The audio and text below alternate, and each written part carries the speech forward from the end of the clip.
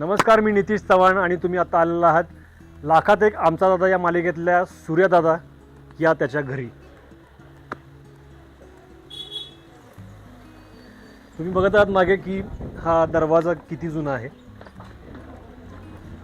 याच्या लाकडावरून तुम्हाला अंदाज येत असेल की हा किती जुना आहे. आतमध्ये तुम्ही बघू शकता जुन्या प्रकारचं सगळं आहे, एस्थेटिक असं. दरवाजे जुने, हे पिलर किती जुने असतील याच्यावरून तुम्हाला अंदाज येत असेल.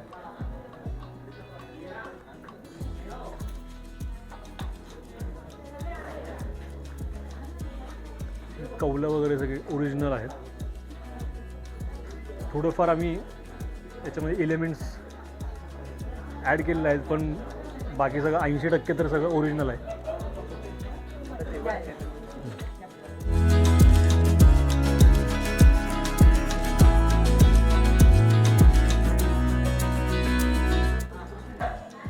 हा देवार आहे माझं. दररोज सकाळी मी इथे पूजा करतो. खाली दिसत असेल पिगी बँक्स, चारी बहिणींची. इथे दुकानाची माझी पिगी बँक आहे. तर त्यांच्या पुढच्या शिक्षणासाठी किंवा त्यांच्या लग्नासाठी पैसे साठवून ठेवतो आहे मी याच्यामध्ये. आणि सगळे देव आहेत. खूप भक्तिभावाने मी सगळ्यांची प्रार्थना करतो आहे की बाबा सगळ्या बहिणींना माझ्या सुखात ठेव, आनंदात ठेव. सगळी पूजा मी करतो.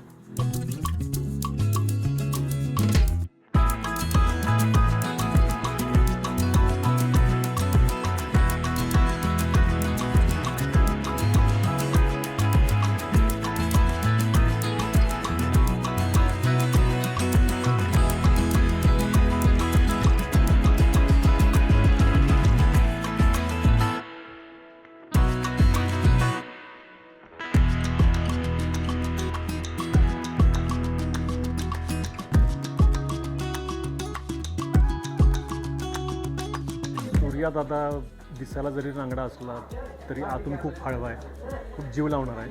त्याच्या 4 बहिणी हे त्याचं विश्व आहे, तेच जीव आहे त्याचा. तर त्यांना कुणी काहीही बोललेलं त्याला खपत नाही.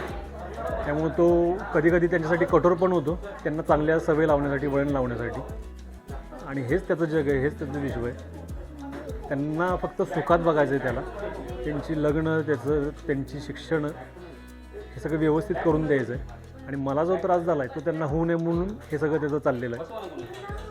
सो असा हा सूर्यदादा आहे. एकतर मला सख्खी बहीण नाही आहे, मावस बहिणी आहेत.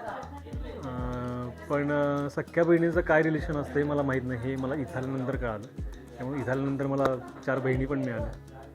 त्यामुळं बहीण भावाचं नातं खूप खोलवर जाऊन मला कळालं.